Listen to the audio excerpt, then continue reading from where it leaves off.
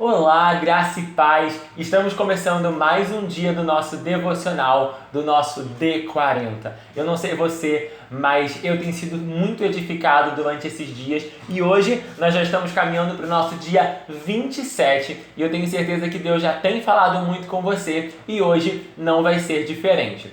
Ontem nós começamos a falar sobre como nós podemos crescer por meio da tentação. E hoje eu quero ministrar para o seu coração o capítulo 27, que fala derrotando a tentação. A gente precisa aprender na nossa caminhada cristã como nós vamos fazer para derrotar a tentação. Porque uma mentira do diabo é dizer que nós vamos ser tentados e nós vamos ceder, que não tem como fugir da tentação, resistir à tentação. Isso é uma mentira de Satanás. Tem como sim a gente derrotar a tentação, tem como sim a gente fugir da aparência do mal e sermos semelhantes a Jesus. E hoje eu quero dar para você algumas dicas, algumas orientações do que você pode fazer para derrotar a tentação. E para isso eu quero falar sobre 4 fundamentos bíblicos que vão ajudar a gente a resistir à tentação. E o primeiro fundamento é: redirecione sua atenção para outra coisa. A gente tem a tendência de pensar que quando nós queremos deixar de fazer alguma coisa, nós precisamos ficar repetindo para nós mesmos: não faça isso, não faça isso, não faça isso.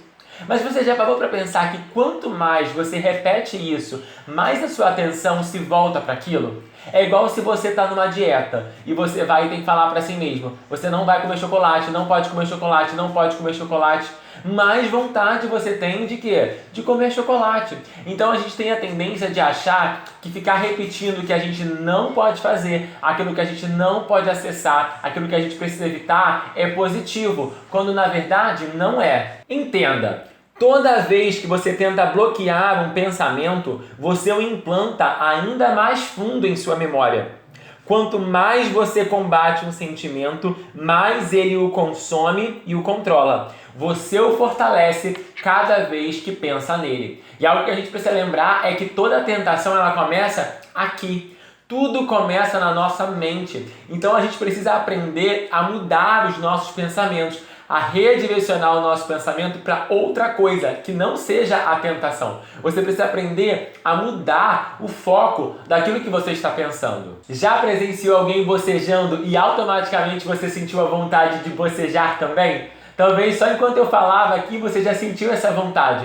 Por que isso acontece? É o poder da sugestão. Movemos-nos naturalmente para onde dirigimos nossa atenção.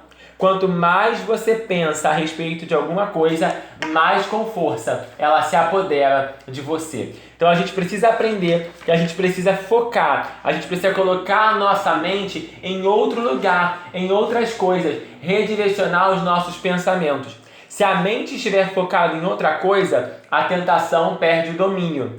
Então, quando a tentação chamar ao telefone, não discuta com ela, apenas desligue. Sabe, não tente discutir com a tentação, não tente dar ibope, sabe? Minha mãe falava muito isso, não dá ibope. É muito isso, sabe? Às vezes a gente quer ficar dando ibope para a tentação, ibope para o pecado, quando a gente precisa mudar o foco, dizer para ele: você não é importante, você não me domina, você não me governa. Então é hora da gente mudar, redirecionar a nossa atenção. E como nós podemos fazer isso? A gente pode focar na palavra de Deus, sabe? Quando a tentação vier, foque os seus pensamentos na palavra de Deus, foque seus pensamentos em Jesus, naquilo que é bom, sabe? Coloque seus pensamentos nas coisas do alto.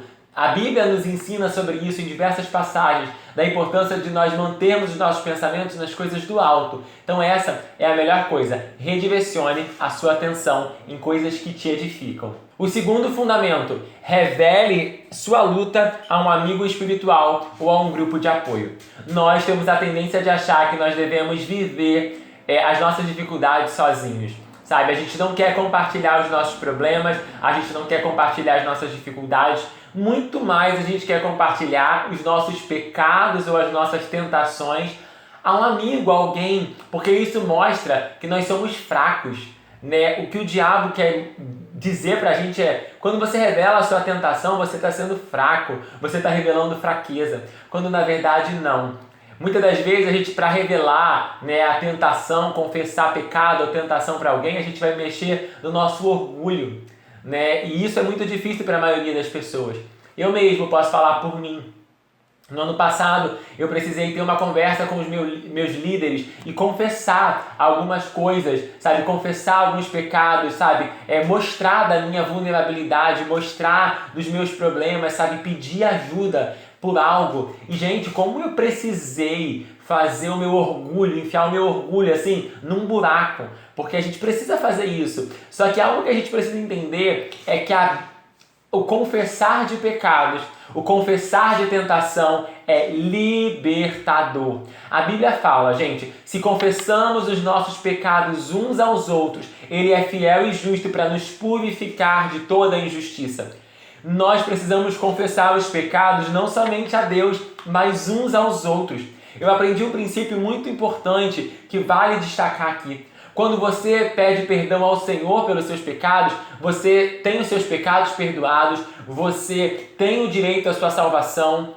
Ok, mas quando você confessa os seus pecados aos outros, você tem uma vida mais próspera e mais abençoada aqui na terra. O confessar os seus pecados aqui na terra é para que você tenha uma vida mais próspera, uma vida mais feliz, uma vida completa. E o diabo quer dizer para você o quê? Não confessa, guarda para você, vai para o caixão com esse pecado, vai para o caixão com essa tentação, morre com isso. E às vezes a gente vê tantas pessoas que morrem amarguradas, entristecidas, que nunca prosperam, que nunca vão para frente, sabe por quê? Porque nunca confessaram os seus pecados, nunca confessaram suas tentações, nunca pediram apoio. E algo que você precisa entender, existe um poder libertador na confissão de pecados uns aos outros. Existe um poder libertador em você buscar a ajuda de um grupo de amigos, de alguém que seja mais forte na fé que você.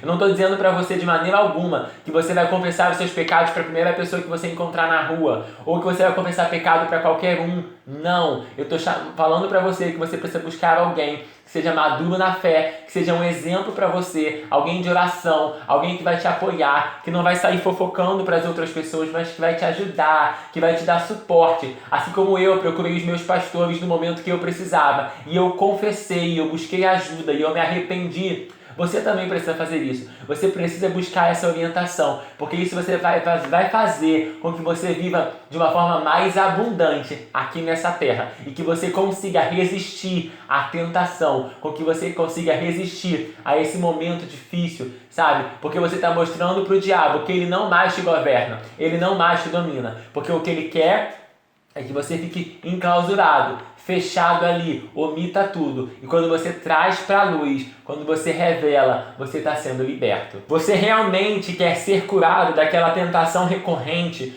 que o derrota continuamente?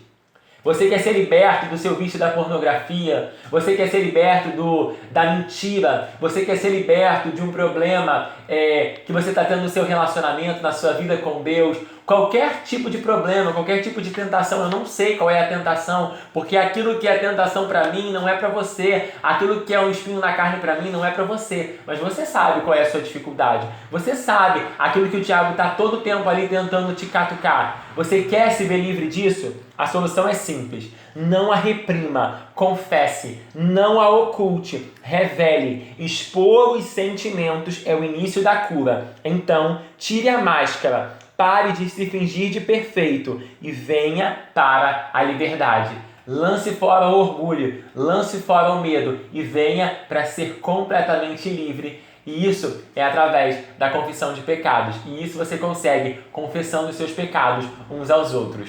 O terceiro fundamento, resista ao diabo. A gente precisa resistir ao diabo. E como eu faço para poder resistir ao diabo?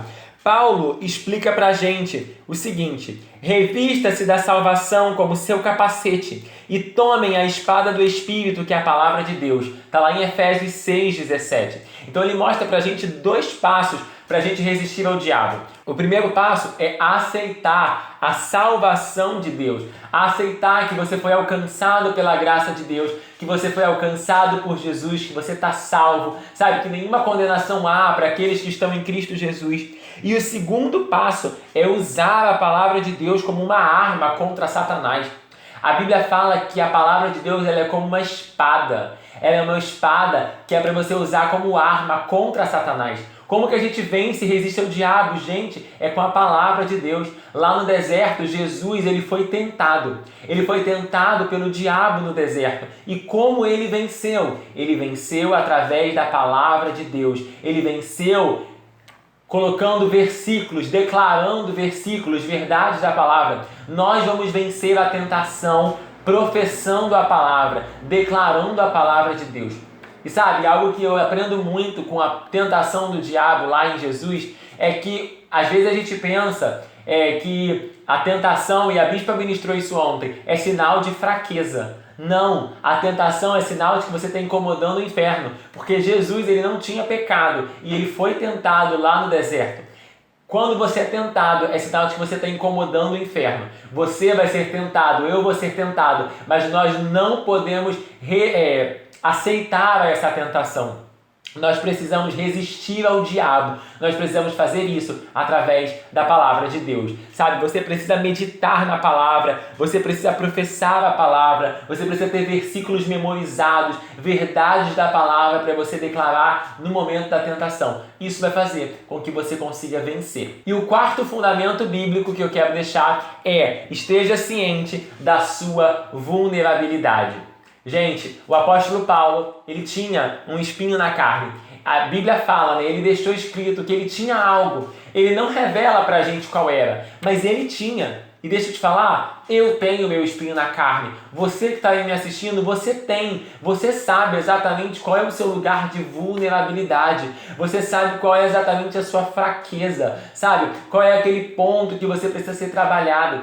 Mas sabe o que é mais interessante? É que essa vulnerabilidade em nós, sabe, é para mostrar que nós não somos perfeitos. Sabe? Vulnerabilidade fala de imperfeição. Porque nós não somos perfeitos por nós mesmos, nós precisamos dele, sabe? Eu acho que essa vulnerabilidade, eu creio que essa vulnerabilidade, essa imperfeição, essa fraqueza que ele deixa em nós é para mostrar que nós por nós mesmos, nós não vamos conseguir. A Bíblia fala, é na nossa fraqueza que o seu poder se aperfeiçoa. Essa fraqueza, essa vulnerabilidade é para mostrar que nós precisamos dele. Nós precisamos do poder dele. Sem ele, nós não podemos nada. A Bíblia fala, sem ele, nada podemos fazer. Você precisa estar ciente da sua vulnerabilidade. Você precisa estar ciente do seu ponto fraco, das suas debilidades. Você precisa saber, sabe, exatamente qual é a sua fraqueza e não ceder a essa tentação, sabe? Se você tem alguma dificuldade em alguma área, evite, sabe? Se você tem dificuldade, por exemplo, com bebida, para que você vai estar num ambiente onde tem bebida, sabe? Se isso é uma vulnerabilidade, se isso é uma fraqueza para você. Se você tem dificuldade com jogos de azar, por que você vai num lugar onde as pessoas estão jogando? Se você tem dificuldade, sei lá, com vídeos pornográficos, para que você vai assistir a determinadas coisas que geram um gatilho em você? Então você precisa estar ciente da sua vulnerabilidade. E isso é algo que o Espírito Santo vai te revelar. Isso é algo que na sua caminhada você vai entender, você vai perceber quais são os seus pontos fracos. E você vai precisar trabalhar em cima disso para não permitir que essas vulnerabilidades sejam algo que o diabo vai poder tomar posse para ele poder te governar. Sabe? A tentação, ela sempre vai vir, gente. Retomo uma frase que foi dita ontem, que eu gosto muito, do Martinho Lutero, que diz: não tem como evitar que o passarinho ele fique rodeando a sua cabeça, mas tem como evitar que ele faça ninho, tem como impedir que ele pouse e faça ninho na sua cabeça. Não tem como você evitar que a tentação venha, ela sempre vai vir. Mas o que você vai fazer com essa tentação? O que você vai fazer com isso que o diabo vai tentar todos os dias bater na sua porta? Aí sim você tem como fazer. Esteja ciente da sua vulnerabilidade, esteja ciente ali do seu espinho na carne e não permita que isso seja algo que o diabo vai usar, sabe? Não permita que seja um portal que você abra para que ele entre e ele faça uma arruaça na sua vida. Entenda, sempre há uma saída. 1 Coríntios 10, 13 diz: Deus é fiel, ele impedirá que a tentação se torne tão forte que vocês não possam suportá-la. Quando forem tentados, ele lhes mostrará uma saída, de modo que vocês não venham a ser vencidos por ela. Eu encorajo você hoje. Você é mais do que vencedor e você pode vencer a tentação. Você pode derrotar essa tentação. Tome posse, aplique esses 4 fundamentos bíblicos na sua vida e chega de ser derrotado pela tentação. É hora de você derrotar a tentação, não mais derrotado. Agora você que vence, agora você que é mais do que vencedor, porque você está entendendo os princípios que você precisa para aplicar isso na sua vida e se tornar mais e mais semelhante a Cristo Jesus. Que Deus abençoe grandemente a sua vida. Tenha um excelente dia. Graça e paz.